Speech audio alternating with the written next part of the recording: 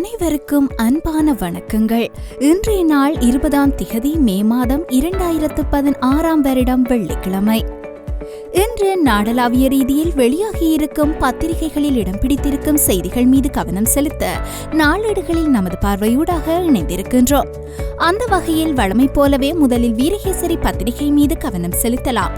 வீரகேசரியின் பிரதான தலைப்புச் செய்தியானது புதையுண்டவர்களை மீட்க முடியாத அவலம், அரநாயக்க பிளத்ஹோபிட்டிய பகுதிகளில் 28 சடலங்கள் மீட்பு என்ற தலைப்பில் பிரசுரமாகியுள்ளது. கேகாலை மாவட்டத்தின் அரநாயக்க மற்றும் புலத்ஹோபிட்டிய ஆகிய பிரதேசங்களில் கடந்த செவ்வாய்க்கிழமை இடம்பெற்ற மண் சரிவில் புதையுண்டவர்களில் 28 பேரின் சடலங்கள் இதுவரை மீட்கப்பட்டுள்ளன என்று தொடர்ந்து செல்கின்றது வீரகேசரியின் பிரதான தலைப்புச் செய்தி. அதனைத் தொடர்ந்து வீரகேசரியின் மலையக செய்திகள் பக்கத்தில் கழுப்பான மண் சரிவில் 14 சடலங்கள் மீட்பு, தேடுதல் பணி தொடர்கின்றது, மழையும் இடையூறு, அகதிகளாக தோட்ட மக்கள் என்ற தலைப்பில் ஒரு செய்தி பிரசுரமாகியுள்ளது. கேகாலை புலத்ஹோபிட்டி கழுப்பான தோட்டத்தில் பாரிய மண் சரிவு அனர்த்தத்தில் மண்ணுக்குள் புதையுண்ட தோட்ட தொழிலாளர்கள் உட்பட 14 பேரின் சடலங்கள் நேற்று மாலை வரையான காலப்பகுதியில் மீட்கப்பட்டுள்ளன என்று அதனுடைய நீட்சியுடன் கூடியதாக ஒரு செய்தி பிரசுரமாகியுள்ளது. அதேவேளை குறித்த பகுதிக்கு உவ மாகாண அமைச்சர் செந்தில் தொண்டமான் நேரில் சென்று பார்வையிட்டதாகவும் மற்றும் ஒரு செய்தி பிரசுரமாகியுள்ளது. அவற்றைத் தொடர்ந்து வீரகேசரியின் இன்றைய ஆசிரியர் தலையங்கம் மீது கவனம் செலுத்தலாம். நிரந்தர தீர்வு காண்பதற்கு ஒன்றிணைந்து செயற்படுவோம் என்ற தலைப்பில் இன்றைய ஆசிரியர் தலையங்கம் பிரசுரமாகியுள்ளது. இறுதி யுத்தத்தில் உயிரிழந்த பல்லாயிரக்கணக்கான தமிழ் மக்கள் நேற்று முன்தினம் நினைவு கூறப்பட்டுள்ளனர். முள்ளிவாய்க்கால் நினைவேந்தல் நிகழ்வுகள் வடக்கு கிழக்கில் பல்வேறு பகுதிகளிலும் இடம்பெற்றுள்ளன. முள்ளிவாய்க்கால் கிழக்கு பாடசாலைக்கு அருகில் பிரதான நினைவேந்தல் நிகழ்வு இடம்பெற்றது.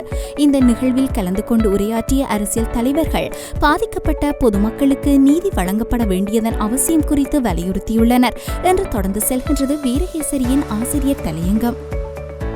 அவற்றைத் தொடர்ந்து தினக்குரல் பத்திரிகை மீது கவனம் செலுத்துவோம். தினக்குரலின் இன்றைய பிரதான தலைப்புச் செய்தியானது பெரும் சிரமத்துடன் மீட்பு பணிகள், சர்வதேசத்திடம் அவசர உதவி கோருகின்றது அரசு என்ற தலைப்பில் பிரசுரமாகியுள்ளது. இயற்கை அனர்த்தத்தினால் பாதிக்கப்பட்ட மக்களுக்கு சர்வதேச நாடுகளிடம் இருந்து மருத்துவ சேவைகள், தண்ணீர் சுத்திகரிப்பு வில்லைகள், படகுகள் போன்ற அவசர உதவிகளை எதிர்பார்த்துள்ளதாக தெரிவித்துள்ள அரசாங்கம் பல இடங்களில் இருந்து மக்களை வெளியேறுமாறு முன்னெச்சரிக்கைகள் விடுக்கப்பட்ட போதும் மக்கள் வெளியேறவில்லை எனவும் விசனம் வெளியிட்டுள்ளது என்று தொடர்ந்து செல்கின்றது தினக்குரலின் பிரதான தலைப்புச் செய்தி. தொடர்ச்சியாக தினக்குரலின் ஆசிரியர் தலையங்கம் மீது கவனம் செலுத்துவோம். களிம்பு அல்ல நல் மருந்தே குணப்படுத்தும் என்ற தலைப்பில் இன்றைய தினக்குரலின் ஆசிரியர் தலையங்கம் பிரசுரிக்கப்பட்டுள்ளது. யுத்தம் முடிவுக்கு வந்து 7 ஆண்டுகள் நிறைவடைந்துவிட்டன.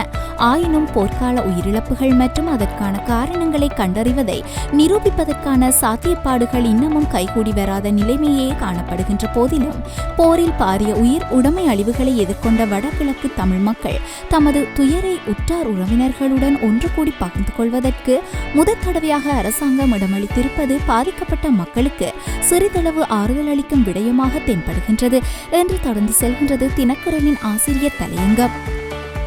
அவற்றைத் தொடர்ந்து சுடரொளி பத்திரிகை மீது கவனம் செலுத்தலாம். சுடரொளியின் இன்றைய பிரதான தலைப்புச் செய்தி கோர தாண்டவமாடும் இயற்கை என்ற தலைப்பில் பிரசுரமாகியுள்ளது.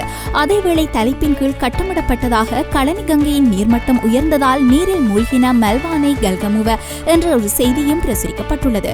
தலைப்புச் செய்தியின் உள்ளடக்கமானது நாட்டின் சீரற்ற காலநிலை காரணமாக நேற்று மாலை வரை மண்சரிவு மற்றும் வெள்ள அனர்த்தங்களில் சிக்கி 58 பேர் பலியாகியுள்ளனர். 144 பேர் காணாமல் போயுள்ளனர். 5 லட்சம் பேர் பாதிக்கப்பட்டுள்ளனர். இவர்களில் 3,07,000 பேர் இடம்பெயர்ந்துள்ளனர் என்று இடர் முகாமைத்துவ மத்திய நிலையம் அறிவித்துள்ளது. வங்காள விரிகுடாவில் ஏற்பட்ட தாளமுக்கம் காரணமாக கடந்த 5 தினங்களாக இலங்கையில் சீரற்ற காலநிலை நிலவி வருகின்றது என்று தொடர்ந்து செல்கின்றது சுடரொளியின் இன்றைய பிரதான தலைப்புச் செய்தி. அதனைத் தொடர்ந்து சுடரொளியின் ஆசிரியர் தலையங்கத்தை நோக்குவோம். கற்றுக்கொள்ள தவறிய பாடங்கள் என்ற தலைப்பில் இன்றைய சுடரொளியின் ஆசிரியர் தலையங்கம் பிரசுரிக்கப்பட்டுள்ளது. இயற்கை அனர்த்தத்துக்கு பெருமளவு மக்களை பலி கொடுத்துவிட்டு இலங்கை இன்னும் ஒருமுறை பல கேள்விகளுடன் தடுமாறுகின்றது. இந்த கேள்விகள் 2004 ஆழிப்பேரலை அனர்த்தத்தின் போதும் அதனைத் தொடர்ந்து வந்த சிறு சிறு மண் சரிவுகளின் போதும் கடந்த வருடம் எம்மை உலுக்கிய கொஸ்லாந்தை மீறிய பெற்ற மண் சரிவின் போதும் எம்முன் தோன்றியவை என்று தொடர்ந்து செல்கின்றது சுடரொளியின் ஆசிரியர் தலையங்கம். அவற்றைத் தொடர்ந்து யாழ் பிராந்தியத்தில் இருந்து வெளியாகும் உதயன் மற்றும் வலம்புரி பத்திரிகைகளில் இடம் பிடித்திருக்கும் செய்திகள் மீது கவனம் செலுத்துவோம். முதலில் வலம்புரி பத்திரிகையின் பிரதான தலைப்புச் செய்தியானது தமிழகத்தில் அதிமுக வெற்றி, முதல்வராகிறார் ஜெயலலிதா, வலுவான எதிர்க்கட்சியாக திமுக என்ற தலைப்பில் தன்னுடைய பிரதான தலைப்புச் செய்தியினை பிரசுரித்துள்ளது. இதேவேளை தொடர்ச்சியாக உதயன் பத்திரிகை மீது கவனம் செலுத்துவோம். உதயனின் இன்றைய பிரதான தலைப்புச் செய்தி தாண்டவமாடும் இயற்கை என்ற தலைப்பில் பிரசுரமாகியுள்ளது. அவற்றைத் தொடர்ந்து இன்று வெளியாகியிருக்கும் டெய்லி மிரர் மற்றும் லங்காதீப பத்திரிகைகள் மீது கவனம் செலுத்துவோம். அந்த வகையில் முதலில் லங்காதீப பத்திரிகையின் பிரதான தலைப்புச் செய்தியானது களனி கங்கையின் நீர்மட்டம் அதிகரித்ததைத் தொடர்ந்து களனி மிட்டியாவத்த பகுதியில் மேலும் சில பிரதேசங்கள் நேற்று முதல் வெள்ள அனர்த்தத்திற்கு உட்பட்டுள்ளதாக புகைப்படத்துடன் கூடியதாக தன்னுடைய பிரதான தலைப்புச் செய்தியினை பிரசுரித்துள்ளது. அதனைத் தொடர்ந்து டெய்லி மிரரின் இன்றைய பிரதான தலைப்புச் செய்தியும் களனி கங்கையின் நீர்மட்டம் அதிகரித்ததை மையப்படுத்தியதாகவே பிரசுரிக்கப்பட்டுள்ளது. அந்த வகையில் களனி கங்கையின் நீர்மட்டம் அதிகரித்ததனால் கொழும்பு மாவட்டத்தில் இதுவரை சுமார் 1,73,000 மக்கள் பாதிக்கப்பட்டுள்ளதாகவும் 3 பேர் உயிரிழந்துள்ளதாகவும் வெள்ளம் 7 அடி வரை உயர்ந்துள்ளதால் மக்கள் பெரும் அசௌகரியங்களை எதிர்நோக்கி வருவதாகவும் நேற்று கொழும்பு மாவட்ட செயலாளர் தெரிவித்த கருத்தினை மையப்படுத்தியதாக பிரசுரித்துள்ளது தன்னுடைய பிரதான தலைப்புச் செய்தியினை. அவற்றைத் தொடர்ந்து இன்று பத்திரிகைகளில் இடம் பிடித்திருக்கும் சர்வதேச மற்றும் இந்திய செய்திகள் மீது கவனம் செலுத்தலாம். அந்த வகையில் முதலில் தமிழக செய்தியொன்றை நோக்குவோம்.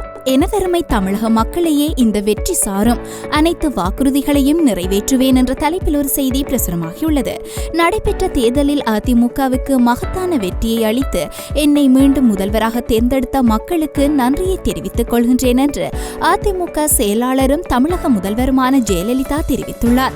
நடந்து முடிந்த சட்டசபை தேர்தலில் 4வது முறையாக வெற்றி பெற்று 6வது முறையாக முதல்வராக பதவியேற்கிறார் ஜெயலலிதா. இந்த நிலையில் இது தொடர்பாக அவர் நேற்று வெளியிட்ட அறிக்கையில் தெரிவித்துள்ளதாவது என்று ஜெயலலிதா நேற்று வெளியிட்ட அறிக்கையுடன் கூடியதாக அந்த செய்தி பிரசுரமாகியுள்ளது. தொடர்ச்சியாக சர்வதேச செய்திகள் மீது கவனம் செலுத்துவோம். 66 பேருடன் மத்திய தரைக்கடலில் விழுந்த எகிப்திய பயணிகள் விமானம் தீவிரவாத தாக்குதலாக இருக்கலாம் என சந்தேகம் என்ற தலைப்பில் ஒரு செய்தி பிரசுரமாகியுள்ளது. பிரான்சின் பாரிஸ் நகரில் இருந்து எகிப்திய ஹெய்ரோ நகருக்கு 66 பேருடன் பயணித்த எகிப்து ஏர் விமானம் ஒன்று வியாழக்கிழமை அதிகாலை மத்திய தரைக்கடலில் விழுந்துள்ளதாக கிரேக்க பாதுகாப்பு அமைச்சர் தெரிவித்துள்ளது என்று தொடர்ந்து செல்கின்றது அந்த சர்வதேச செய்தி.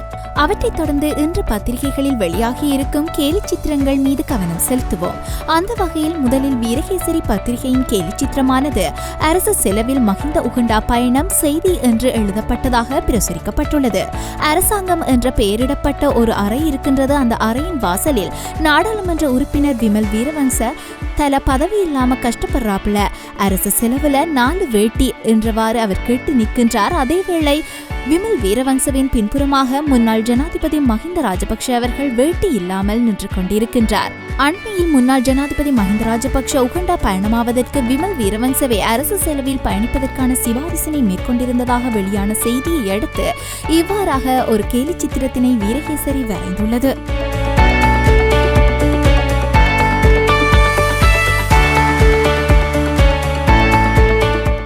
அடுத்த தினக்குரல் பத்திரிகையின் கேலி சித்திரமானது விண்ணுக்கு பாவக்கனை மண்ணுக்கு சாபக்கனை என்று எழுதப்பட்டதாக வரையப்பட்டுள்ளது.